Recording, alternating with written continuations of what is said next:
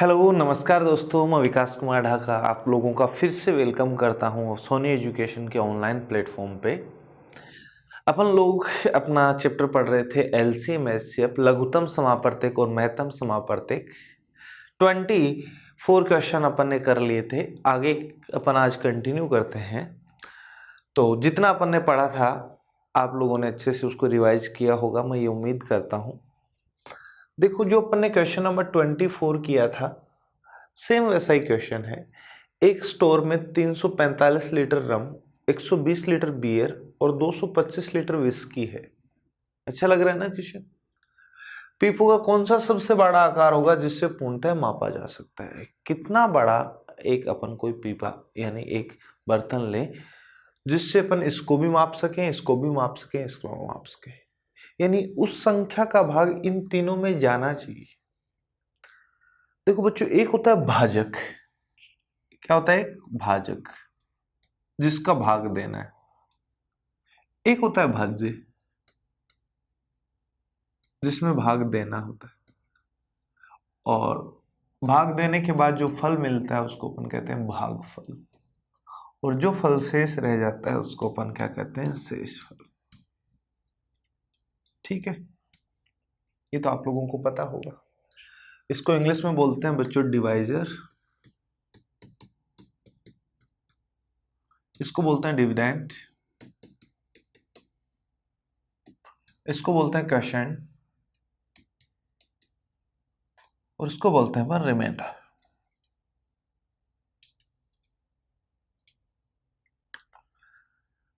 आपको किसी भी क्वेश्चन में वो नंबर पूछा जाए जिससे भाग देने पर, ऐसा कहीं भी आए, कहीं भी आपको लैंग्वेज से ऐसा पता लगता है कि मुझे वो नंबर चाहिए जिससे डिवाइड करना है अपने को, यानी भाजक निकालना है, तो क्वेश्चन हमेशा एचसीएफ का होगा। और कभी भी आपको वो वाला नंबर निकालना है जिसमें भाग देना है, यानी भाज्य निकालना है, तो क्वेश्चन में कहीं ना कहीं आपको एलसीएम निकालना होगा। ये चीज आप हमेशा याद रखना। वो नंबर जिससे भाग देना है यानी भाजक निकालना है, तो अपने को एचसीएफ की जरूरत पड़ेगी कहीं ना कहीं, और वो नंबर जिसमें भाग देना है यानी अपने को भाज्य निकालना है, तो कहीं ना कहीं एलसीएम की जरूरत पड़ेगी। ये चीज आपको ध्यान रखनी है। क्लियर है ना? अब देखो इधर, इस क्वेश्चन में अपने को पता लग गया, अपने को वो वाली वैल्यू चाहिए जिसका भाग इन तीनों में चला जाए, तो वो तो क्या होगा? भाजक। भाजक मतलब क्वेश्चन है एचसीएफ का। अब देखो, सबसे पहले इनको असेंडिंग ऑर्डर में लिख लो, यानी बढ़ते आरोही क्रम में 120, 225 और 345। एलसीएम निकालने का मैंने आप एचसीएफ निकालने का तरीका बताया था। पहले पास वाले दो ढूंढो, उनके बीच का अंतर कम होना चाहिए, छोटी वाली से बड़ी वाली को डिवाइड करो, फिर लास्ट में जो भी बचता है उससे बची हुई तीसरी को ऐसे। अब मैंने आपको क्या बताया कि अपन ऑप्शन की मदद से भी कर सकते हैं इस क्वेश्चन को। देखो, पास वाली दो देखें, इनके बीच का अंतर कितना है? तो आप कहोगे सर इन दोनों के बीच का अंतर हो जाएगा 105।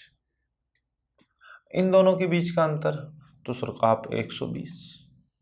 तो देखो अपने को 105 मिला। अब आप मुझे एक बात बताइए, जो भी एचसीएफ होगा उसका भाग इन संख्याओं में भी जाएगा, 105 में भी जाएगा, 120 में भी जाएगा, अंतर में भी जाएगा ही जाएगा, ये अपन कह सकते हैं। अब ऑप्शन देखें, 25 का भाग 105 में नहीं जाता, नहीं जाता ना। 15 का भाग 105 में भी जाता है, और 15 अंठी 120 भी होता है, ये हो सकता है। 35 का भाग 120 में नहीं जाएगा, और 5 का भाग भी इन दोनों में जाता है। तो अपने को दो ऑप्शन जिंदा मिले, ध्यान से समझिए, दो ऑप्शन अपने को जिंदा मिले। 15 का भाग भी जाएगा इसमें और इसमें, और 5 का भाग भी जाएगा इन दोनों में। अब देखो, इनमें से अपने को तो पता है बड़ी से बड़ी संख्या जिसका भाग इनमें जाए, 5 से पहले 15 को चेक करते हैं। अरे भाई, 120 में 15 का भाग जा रहा है क्या? जा रहा है, तो आप कह देना ये बड़े वाला ही अपना आंसर हो जाएगा। इन दोनों अंतर तो दोनों से डिविजिबल है। फिर सबसे छोटे वाले नंबर पे आते हैं अपन और चेक करते हैं अपन कि इन दोनों में पहले बड़े वाला ऑप्शन लेना होता है, क्योंकि मैंने आपको बताया था एचसीएफ की परिभाषा क्या बताई थी? बड़ी से बड़ी संख्या जिसका भाग सभी में जाए। तो 5 से बड़ा तो 15 है ना, तो एचसीएफ 15 लेंगे। क्वेश्चन का आंसर 15 हो जाएगा। या फिर आप क्या करते, देखो मैंने आप लोगों को बताया था नियरेस्ट 2 नंबर ढूंढेंगे तो ये ज्यादा पास है। अंतर कितने का, 105। बड़ी वाली को आप 225 को 120 से भाग दोगे बच्चे, 2 बार 240, सॉरी एक ही बार 240 बड़ा हो जाएगा ना, एक सेकेंड,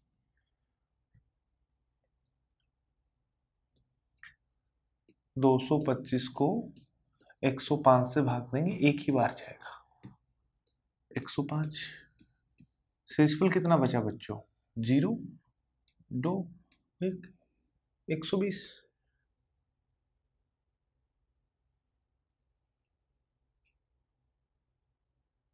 105 कहाँ है, 105 नहीं है बच्चों। 225 को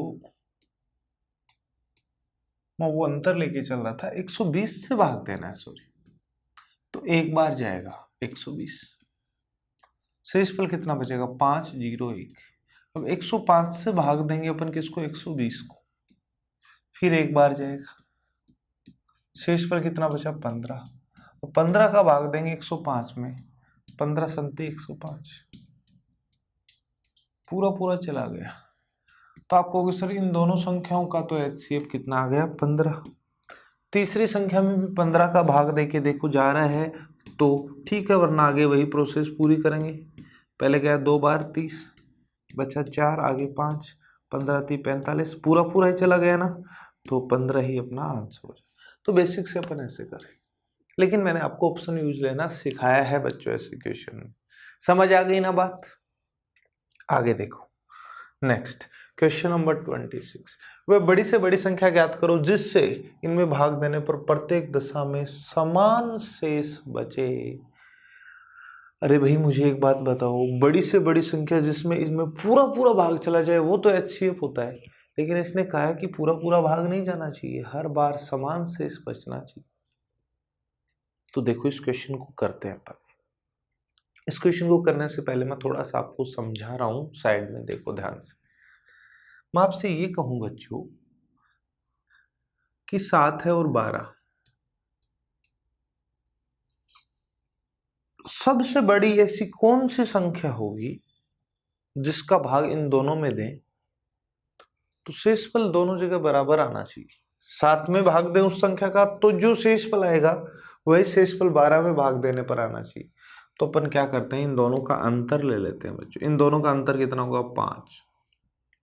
5 का भाग 7 में दो, शेषफल कितना बचेगा, 2। 12 में भी 5 का भाग दो, शेषफल क्या बचेगा, 2।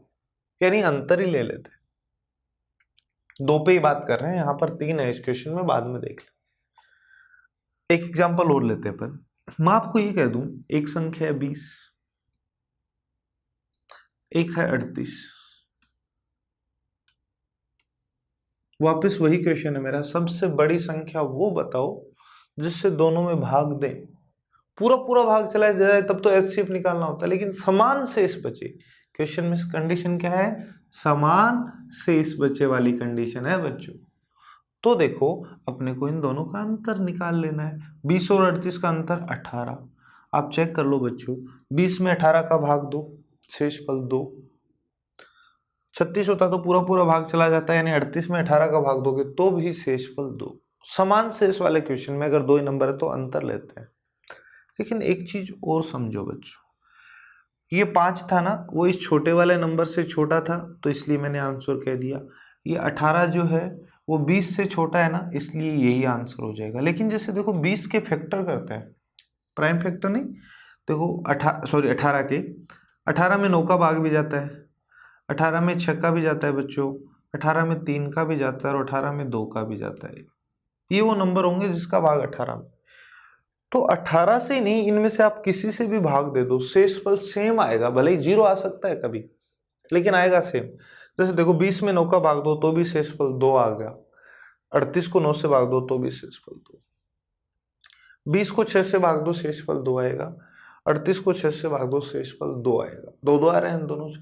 3 से भाग दो 20 को, 18 होता चला है 2 शेष। इस तरीके से अब आप कहोगे सर 2 से दोनों को भाग दो, शेषफल यहाँ भी 0 आएगा, 0, यानी ये अंतर ही नहीं, जितने भी नंबर होंगे ना जिसका भाग 18 में जाएगा उन सब से भाग दोगे तो शेषफल बराबर आएगा। हो सकता है 0 भी आ सकता है, जैसे 2 से भाग देने पे क्या आ रहा है, 0। जैसे वापस से समझो मैं क्या समझाना चाह रहा हूँ वो समझते हैं अपन। मैंने आपको कहा 10 और 28 है 2 नंबर इस बार। क्वेश्चन मेरा सेम वही है, वह बड़ी से बड़ी संख्या बताइए जिससे भाग देने पर दोनों को भाग देंगे तो शेषफल बराबर। तो निकालना तो भाजक है, लेकिन मैंने आपको क्या बताया कि इन दोनों का अंतर लो पहले। तो जैसे इनका अंतर लिया कितना है, 18। अब इस बार 18 आंसर नहीं दे सकता क्योंकि ये छोटे वाली संख्या से बड़ा आ गया। तो देखो इसके फैक्टर में क्या आएगा, 9 आएगा। तो 10 से छोटा है ना, इसके जस्ट पास देखना होता है, तो 9 अपना आंसर हो जाएगा। देखो 10 को 9 से भाग दो, शेषफल 1। 27 होता तो 9 का भाग चला जाता है, यानी 28 को 9 से भाग देने पर भी शेषफल 1। तो कभी भी ये समान शेष एक ऐसी संख्या यानी भाजक बताना है सबसे बड़ी संख्या जिससे भाग देने पर पूरा पूरा भाग चला जाए, तब तो डायरेक्ट HCF निकालना है। लेकिन अगर आपको ये कह दे कि पूरा भाग भले ही नहीं जाए लेकिन शेषफल क्या आना चाहिए, समान, तो अपन उनका अंतर लेते हैं। अगर अंतर छोटी वाली संख्या से छोटा है तो वही आंसर होगा, दोनों केस में यही था। लेकिन अगर अंतर छोटी वाली संख्या से बड़ा आ जाता है तो इसके पास सबसे बड़ी संख्या देखेंगे जिसमें इसका भाग जा रहा है, तो 10 से पहले 9, 9 का भाग 18 में जा रहा है तो आंसर होगी। समझ आ गई बात। अब देखो बात करते हैं 3 संख्या हो तो क्या करें बच्चों, ध्यान से समझना, अच्छा क्वेश्चन। सबसे पहले आप इन संख्याओं को आरोही क्रम में लिखो, जैसे 62, 132 और 237।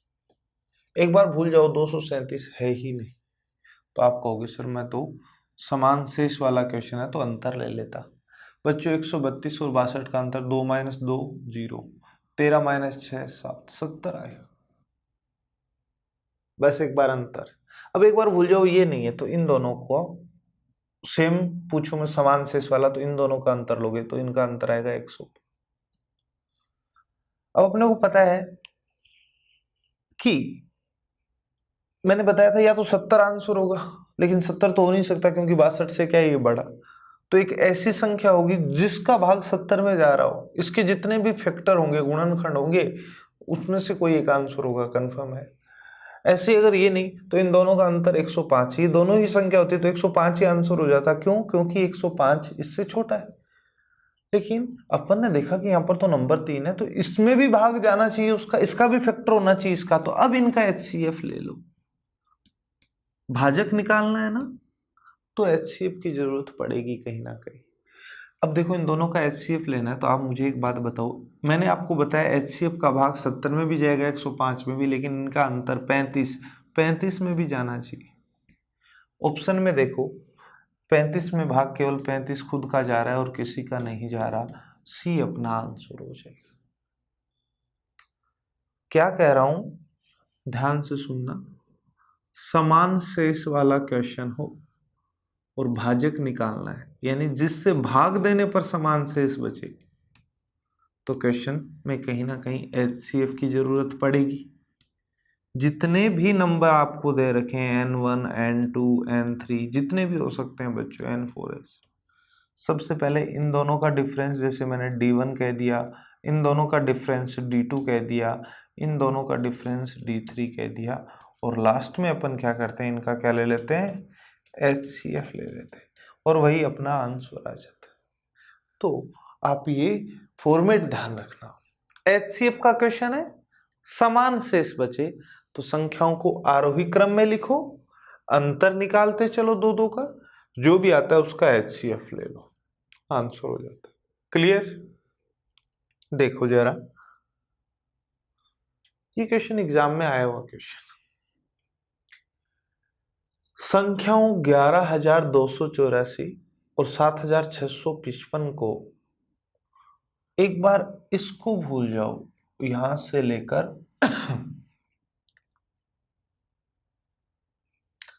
क्वेश्चन अगर यही होता कि 11,284 और 7,655 को किसी संख्या से भाग देने पर समान शेष रहता है, तो वो संख्या अपन कैसे निकालते?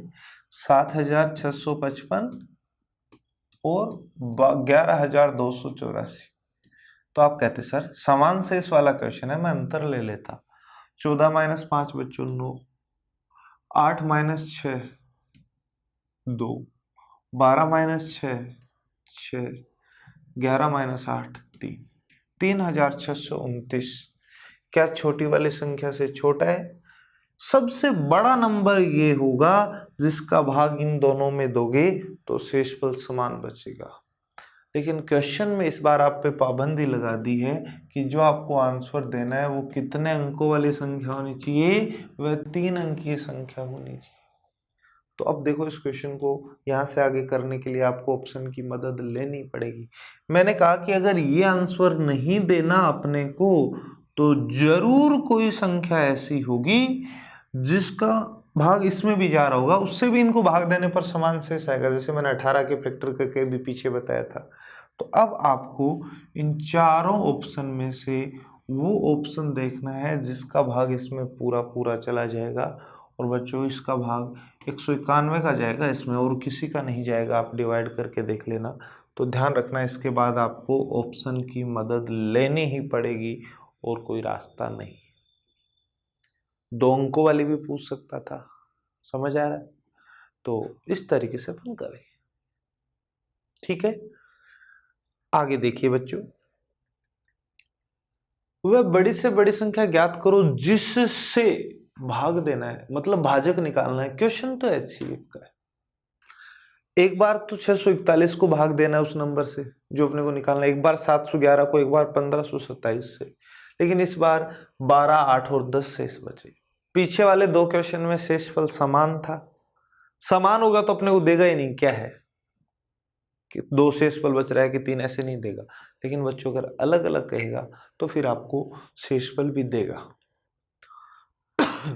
तो देखो इस बार क्वेश्चन जो है वो है तो किसका? भाजक निकालना है, तो HCF का ही। लेकिन इस बार शेषफल जो है वो समान नहीं है, हर बार अलग अलग है, असमान है। तो क्वेश्चन बदल गया। आपको पैटर्न ध्यान रखना है, रटना तो कुछ है ही नहीं मैथ्स में बच्चों, ध्यान रखना है इस चीज का। अब देखो इधर जो नंबर है ना वो इधर लिख दो। पहले तो भाग देना है 641 को, तो शेषफल आना चाहिए 12, फिर 711 में भाग देने पर शेषफल आना चाहिए बच्चों 8, 1527 में भाग देने पर शेषफल आएगा 10। ये तो है वो संख्या जिसमें भाग देना है, तो वो क्या होते हैं? भाज्य। और ये भाग देने पर क्या आएगा? शेषफल। और अपने को निकालना है वो संख्या भाजक, यानी कि कहीं ना कहीं HCF का केस। ये जो भी नंबर है, मान लो एक बार n है, इसका भाग 641 में दोगे तो 12 बड़ा रह जाएगा ये नंबर, यानी 12 शेष बचने का मतलब 12 बड़ा रह गया। जितने में पूरा पूरा भाग जाता है उससे 12 अधिक है, तो इसमें से 12 पहले ही घटा दो आप, तो आप कहोगे सर 629। 629 में तो इसका पूरा पूरा भाग जाना चाहिए ना, 12 अधिक रह गया। समझ में आई बात? मैं कह रहा हूं इस संख्या का इसमें भाग दोगे तो 8 शेषफल आता है, 8 बड़ा रह जाता है भागफल से, 8 ज्यादा रह जाए तो इसमें से 8 पहले ही घटा दो। 703 में तो इसका पूरा पूरा भाग जाना चाहिए। सेम ऐसा ही करते हैं, इस संख्या का 1527 में भाग दोगे तो शेषफल कितना बचेगा? 10, 10 पहले ही घटा दो, 1517 में तो पूरा पूरा भाग जाएगा। अब देखो मुझे एक ऐसी सबसे बड़ी संख्या, क्या बोल रहा है? बड़ी से बड़ी संख्या निकालनी है जिसका भाग इसमें तीनों में पूरा पूरा चला जाए। अब क्योंकि जो शेषफल था वो तो मैं पहले ही हटा चुका हूं, तो अब अपने को इनका HCF लेना। क्या लेना है? मैंने क्या कहा बच्चों, अब इस क्वेश्चन को पूरा करोगे, जैसे इसको पहले इससे भाग दोगे, भाग विधि से HCF निकालोगे, बहुत टाइम लगेगा। पहले पास वाली 2 संख्या देखो, तो ये दोनों पास में है, इन दोनों का अंतर बता दो आप मुझे। तो 30 मानता तो मैं 70, 74 हो जाएगा। अब मैंने आपको एक ही बात बताई है कि HCF का भाग इन संख्याओं में तो जाएगा ही जाएगा, अंतर में भी जाएगा चौतर। कितने ऑप्शन ऐसे हैं जिसका भाग चौतर में जा रहा है? 37 अकेला है, ना 26 का जाता, ना 17 का, ना 47 का। तो यहीं से आप टिक कर दोगे, आपको उतनी मेहनत नहीं करनी। क्लियर है ना? आगे देखिए, क्वेश्चन की लैंग्वेज ध्यान से पढ़ो। एलसीएम एचसीएफ के क्वेश्चन में आपको लैंग्वेज को अच्छे से पढ़ना पड़ेगा बच्चों। मान लीजिए n वह बड़ी से बड़ी संख्या है जिससे 1305, 4665 और 6905 को भाग देने पर प्रत्येक दशा में समान शेष बचता है। वापस से क्वेश्चन समान शेष वाला आ गया। अभी बीच में अपन एक अलग अलग शेषफल वाला किया था, ये समान शेषफल वाला।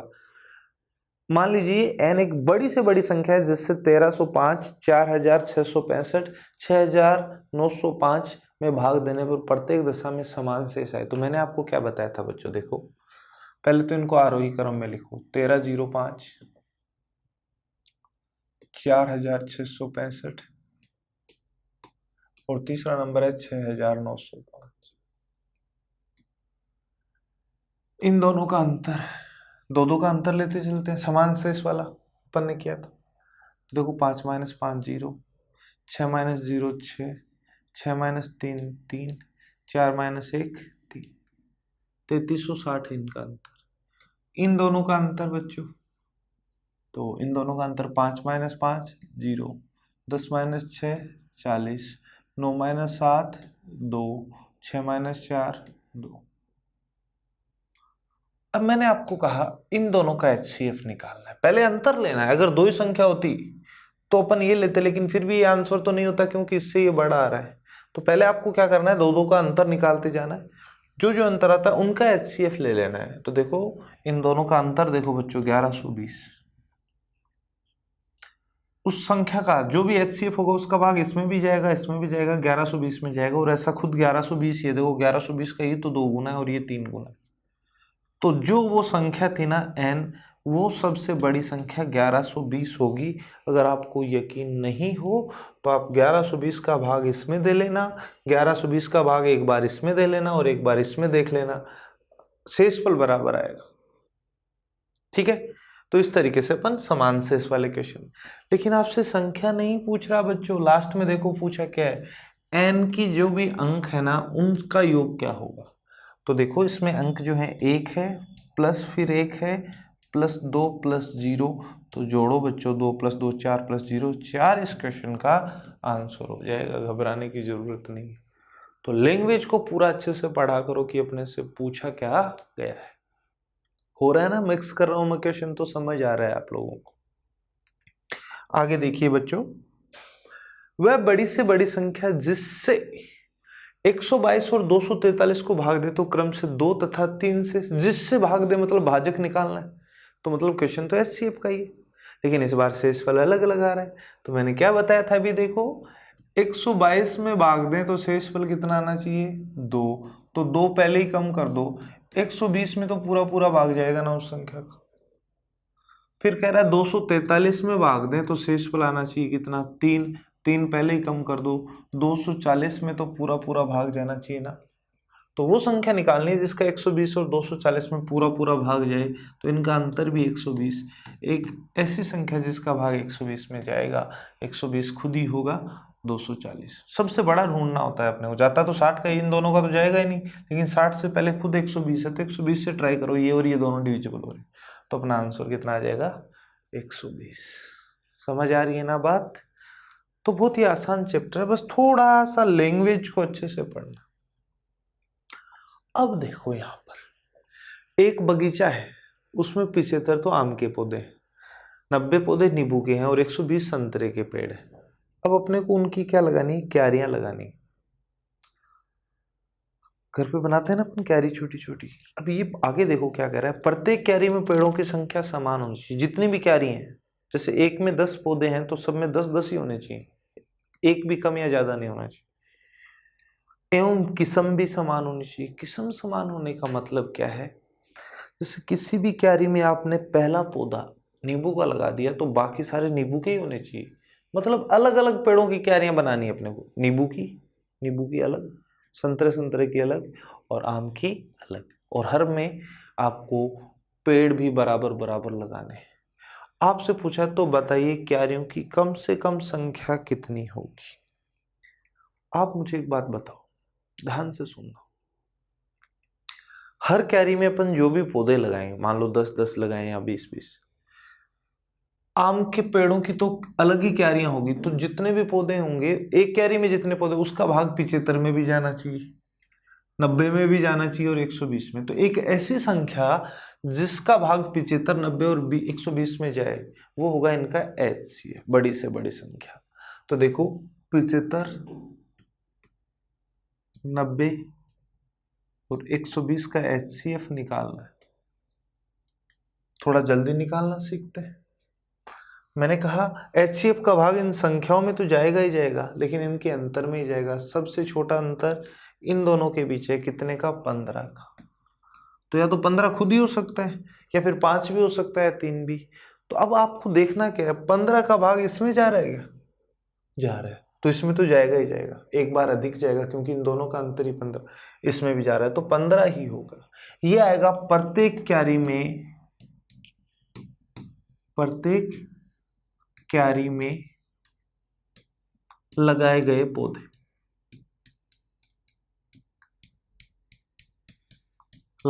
पौधे। HCF जब लोगे तो,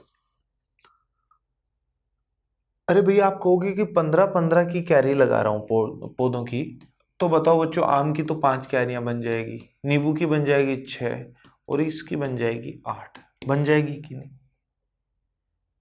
15 एक ऐसी सबसे बड़ी संख्या थी जिसका भाग इन सब में जाए, और वो बड़ी से बड़ी संख्या हर क्यारी में लगाए गए पौधों की संख्या है। क्योंकि अपने को क्यारियां बड़ी से बड़ी बनानी है, तभी तो क्यारियों की संख्या कम से कम होगी। हर क्यारी में जितने ज्यादा से ज्यादा पेड़ लगाओगे क्या क्यारियां उतनी कम बनेगी। और आपसे यही पूछा है तो बताइए क्यारियों की कम से कम क्या संख्या है। तो आज के बाद ध्यान रखना, कभी भी ऐसा क्वेश्चन आए तो जो आपका HCF होगा वो होगा हर क्यारी में लगाए गए पौधों की संख्या, ना कि क्यारियों की संख्या। लेकिन आपसे इस क्वेश्चन में पूछा गया है क्यारियों की संख्या, तो जोड़ दो बच्चों, 5 ये बन गई, 6 11, 11 और 8 कितना? 19। कम से कम 19 बना सकते हैं। ज्यादा से ज्यादा तो आप एक एक पौधों की भी बना सकते हो, 5-5 की भी बना सकते हो, क्योंकि 15 की बनेगी तो फिर 5-5 की भी बन जाएंगी, 3-3 की भी बना सकते हो। तो कम से कम ही पूछता है ऐसे क्वेश्चन में। कुछ बच्चे सोच रहे होंगे सर अधिक से अधिक पूछ ले, तो नहीं बच्चों, फिर तो अपन एक एक पौधों की लगा सकते हैं। अधिक से अधिक पौधा आधा तो होता नहीं, तो फिर इन तीनों को जोड़ देना, एक एक पौधे, अधिक से अधिक तो वही होंगी। ठीक है ना? तो इस तरीके से अपन इस क्वेश्चन को कर लेते हैं। अगला देखो, एक फूल वाले के पास 200 गुलाब के, 180 चमेली, है ना, 180 चमेली के फूल हैं। उससे कहा गया कि वह या तो केवल चमेली या केवल गुलाब की माला बनाए। फूलों की वह अधिकतम संख्या क्या होगी जिससे वह माला बन सकती है और एक भी फूल शेष ना बचे। वहां पर पीछे वाले क्वेश्चन में आपको पौधों की संख्या पूछ लेता तो HCF ही आंसर होता। यहाँ पर मालाओं की संख्या नहीं पूछी, फूलों की वह अधिकतम संख्या क्या है होगी जिससे वह माला बन सकती है। तो देखो कुछ नहीं करना, गुलाब के फूल कितने हैं बच्चों? 200। चमेली के कितने? 180। इनका HCF लेना है तो पहले अंतर देखो कितना, 20। 20 का भाग इसमें जा रहा है क्या? जा रहा है, 9 बार इसमें जा रहा है, तो 20-20 की बना सकते हैं अपन। अधिक से अधिक 20 फूलों की माला हो सकती है, और यही आपसे पूछा है। लेकिन आपसे मैं ये पूछ रहा था कम से कम कितनी माला, तो देखो 20 एक माला में अधिक से अधिक पेड़ लगा सकते हैं फूल। इसकी तो 20-20 की कितनी बन जाएंगी? 10, और इसकी कितनी बन जाएंगी? 9। तो कम से कम अपन 19 मालाएं ऐसी बना सकते थे।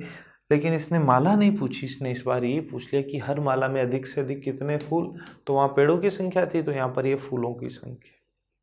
समझ आ गई बात? तो इस तरीके से अपन करते हैं बच्चों। इससे आगे बढ़ते हैं। 33 नंबर क्वेश्चन, एक 66 मीटर लंबे 48 मीटर चौड़े कमरे के फर्श पर बराबर वर्गाकार टाइल कम से कम कितनी लगी? देखो ध्यान दो।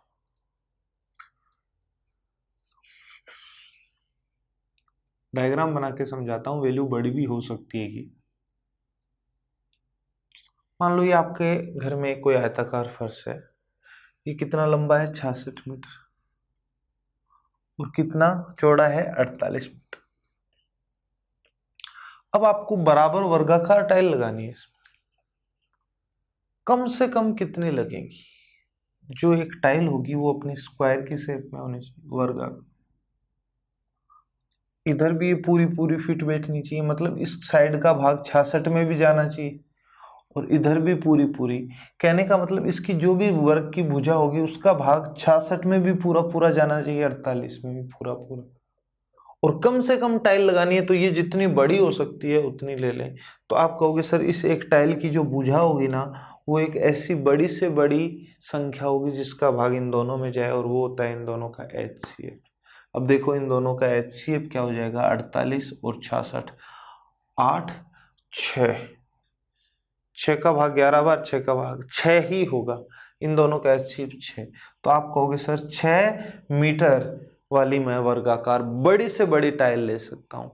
अगर बच्चों 6 मीटर वाली लोगे तो इधर तो कितनी आ जाएंगी 11, इस तरफ तो कितनी लग जाएंगी 11, 11 11 की पंक्तियां बनेंगी और पंक्तियां कितनी बनेंगी 8, कितनी बनेंगी 8। तो आप कहोगे सर 11 11 की 8 है तो 11 गुना 8 कितना, 11 गुना 8 88 टाइल कितनी होंगी 88, जो ये ऑप्शन है।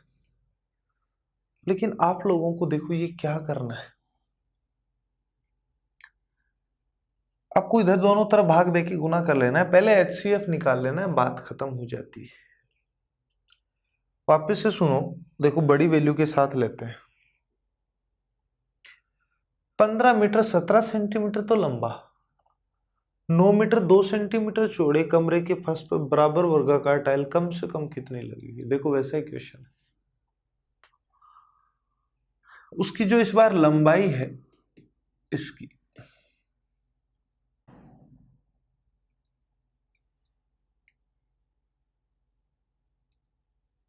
लंबाई जो अपने को दे रखी है बच्चों, वो मीटर और सेंटीमीटर दोनों में मिक्स करके दे रखी है, तो इसको 1517 सेंटीमीटर लिख सकता हूं, सेंटीमीटर। और चौड़ाई को 9 मीटर 2 सेंटीमीटर का है तो 902 सेंटीमीटर है। 1 मीटर में 100 सेंटीमीटर होते हैं, इसको 100 से गुना किया प्लस 17 कर दिया तो 1517। ऐसे 9 को 100 से किया 900 प्लस 2 902। अब अपने को पता है उस वर्गाकार टाइल की जो साइड होगी ना, वो अपने को बड़ी से बड़ी एक ऐसी संख्या लेनी है जिसका भाग इसमें भी चला जाए और इसमें भी, तो वो होगा इनका HCF। तो HCF निकालते हैं बच्चों। इस बार बड़े नंबर है तो निकालना पड़ेगा। बड़ी वाली संख्या है 1517 और छोटी वाली कितनी है 902।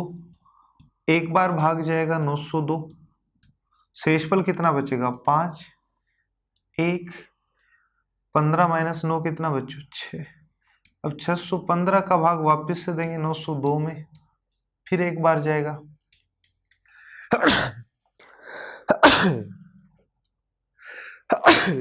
सॉरी, कितनी बार जाएगा बच्चों, एक बार। 12 माइनस 5 कितना 7, 10 माइनस 2 कितना 8, 9 माइनस 7 कितना 2, 287 का भाग जाएगा 615 में, कितनी बार जाएगा 2 ही बार जाएगा। 7 दूनी 14, 8 दूनी 16 और 1 17, 4 और 1 5, 574 घटाओ 9, 11 में 60 गया, सॉरी 11 में 7 गया 4, 49, 49 का भाग अब देंगे किसमें 287 में, और ये पूरा पूरा चला जाएगा बच्चों। 49 का भाग 287 में पूरा पूरा चला जाएगा। कितनी बार जाएगा 9 30 27, 9 चौक 36, 9 पंजो 45, 9 छक्के 9 77, 9 8 92, 9 नहीं जा रहा क्या, एक सेकंड, 5 41 आएगा यहाँ पर, सॉरी 5 माइनस 4 41 आएगा बच्चों। 41 का भाग पूरा पूरा जा रहा है 7 बार। तो लास्ट टाइम किससे डिवाइड किया 41, तो आप कहोगे सर ये 41 सेंटीमीटर। HCF निकाल लेना, 41 आ जाए। अब देखो मैंने क्या कहा, इधर कितनी आएंगी, तो आप कहोगे सर 1517 में 41 का भाग दो, या आप तो ऐसा किया करो, देखो अपने को ये पता है ज़्यादा सही रहेगा ऐसे निकालने के बजाय। जैसे कि मान लो ये 6 सेंटीमीटर लंबा है, ये 4 सेंटीमीटर चौड़ा है, तो इन दोनों का HCF आएगा 2, ऐसे 2 की लग जाएंगी। इधर तो लग जाएंगे 3 बच्चों और इधर लग जाएंगे 2। अब अपने को पता है इसका जो क्षेत्रफल है सबका बराबर बराबर होगा। नंबर ऑफ टाइल्स निकालना है ना, तो इस पूरे का क्षेत्रफल होता है ना, पूरे का क्षेत्रफल, आयत का क्षेत्रफल, उसमें इस एक टाइल के क्षेत्रफल से भाग दे देते हैं। क्योंकि बच्चों अपने को पता है जितनी ये होंगी सबका, जितना इसका एरिया होगा उतना इसका, उतना इसका, उतना इसका, उतना इसका है। तो मान लो ये 6 है तो इसको गुना 6 से कर दूं तो भी पूरे का क्षेत्रफल है। तो ये फॉर्मूला याद रख लेना।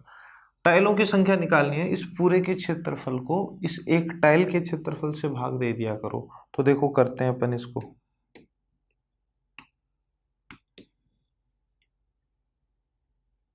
मैंने कहा ऊपर पूरा तो क्या है, आयत, और टाइल कैसी है बच्चों, वर्गाकार। तो आप लोग क्या करेंगे, नंबर ऑफ टाइल मान लो n है, तो ऊपर तो 1517 गुना 902 बट्टा 41 गुना 41 भुजा स्क्वायर होता है। अब देखो 41 से ये कटेगा, 4 चौक 16, 4 37 बार, 41 से कट जाएगा, 4 दूनी 8, 800, लेकिन 20 से बड़ी वैल्यू 2, 22 बार। अब 22 से गुना कर दो, 74 गुना 11। देखो इसको डबल कर दो 74, इसको आधा कर दो 11, ऐसे कर सकते हैं। ये चीज़ें मैंने आपको सिखाई है बच्चों। इसको 11 से गुना करना आसान है, 4 7 4 11, 7 और 1 8, 814। अब देखो आप इस कैलकुलेशन से बच सकते थे बच्चों। कैसे, कोई काटने वाटने की जरूरत नहीं थी। 7 को 2 से गुना करोगे तो जो भी संख्या आएगी उसमें इकाई का अंक 4 आता। 1 गुना 1, नीचे जो भी संख्या आएगी 1। अब अपने को पता है इसको किससे गुना करूं कि 4 आए, तो आपको कि सर 4, तो भाग देने पे वापस 4, अकेला ऑप्शन था इसमें 4 था। तो ये चीज़ें ट्रिक हैं जो अपन नंबर सिस्टम सिंप्लीफिकेशन पढ़ेंगे ना, तो वहाँ पर मैं इनको बहुत अच्छे से आप लोगों को पढ़ाने वाला हूँ। समझ रहे हैं? तो ये थोड़ा सा आपको ध्यान रखना है। क्लियर? अब देखो नापने की 3 छड़े, ये वापस से वो उसी की तरह क्वेश्चन आ गया जैसा वो था। देखो नापने की 3 छड़े हैं, एक है 64 सेंटीमीटर की, दूसरी 80 सेंटीमीटर की और तीसरी है 96 सेंटीमीटर। इनमें से कोई भी छड़ प्रयोग करके कम से कम किस लंबाई का कपड़ा पूरा माप। मैं आपको कह दूं, भूल जाओ एक बार ये वैल्यू। मैं कह दूं बच्चों मैंने आपको 2 स्केल दी, एक तो 2 मीटर की और दूसरी है वो 3 मीटर की। कम से कम कोई कपड़ा कितना लंबा होना चाहिए, इससे भी उसे माप लें और इससे भी, तो कम से कम इससे मापने वाला है, यानी कि 2 का और 3 का पूरा पूरा भाग जाना चाहिए। तो इनका एलसीएम में होता है 6 मीटर से छोटा कपड़ा इन दोनों से आप नहीं माप पाओगे। देखो 6 मीटर का कपड़ा इससे तो माप लोगे आप 3 बार में, 2 2 2 ऐसे रख के, और इससे माप लोगे 2। तो इस केस में क्या करना होता है, थोड़ा सा समझा करो बच्चों। निकालना क्या होता है, एलसीएम, यानी मुझे कपड़े की कम से कम वो लंबाई, छोटी से छोटी एक ऐसी संख्या चाहिए जिसमें इन तीनों का भाग चला जाए। तो वही तो होता है एलसीएम की। क्या परिभाषा बताई थी, छोटी से छोटी संख्या जिसमें दी गई संख्याओं का पूरा पूरा भाग चला जाए, जिसमें भाग देना है यानी भाज्य निकालना है, क्वेश्चन एलसीएम का है।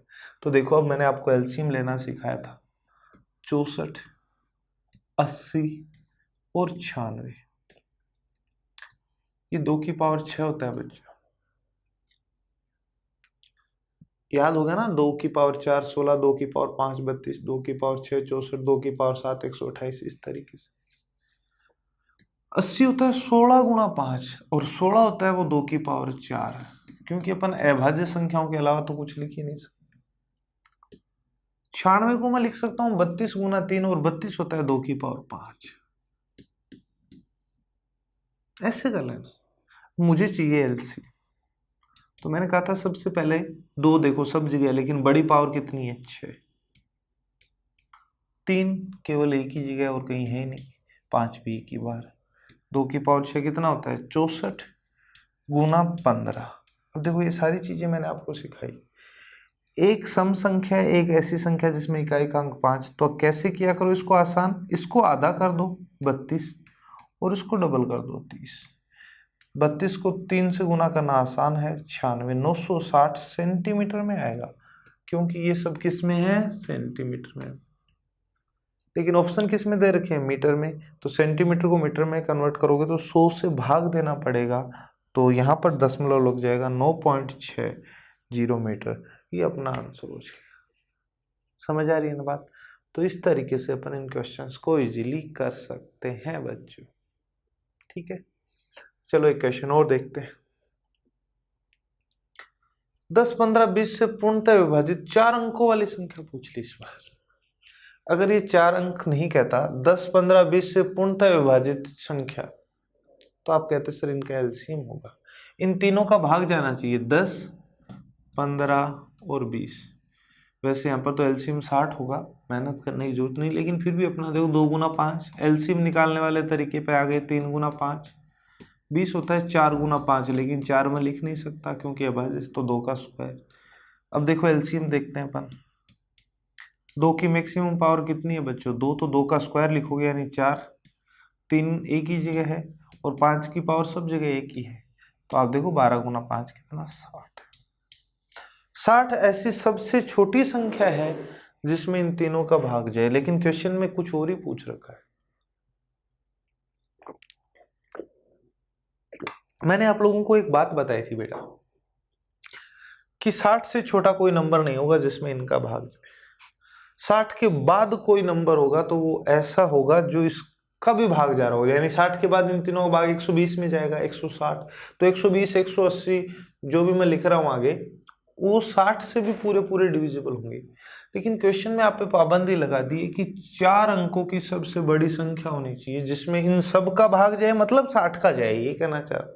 तो देखो बच्चों, 4 अंकों की सबसे बड़ी संख्या ये होती है, इसमें एक भी जोड़ दोगे ना तो ये 10,000 बन जाएगा, यानी 5 अंकों की बन जाएगी। तो इसमें 60 का भाग दे लेते हैं अपन, किसका, 60 का, ठीक है।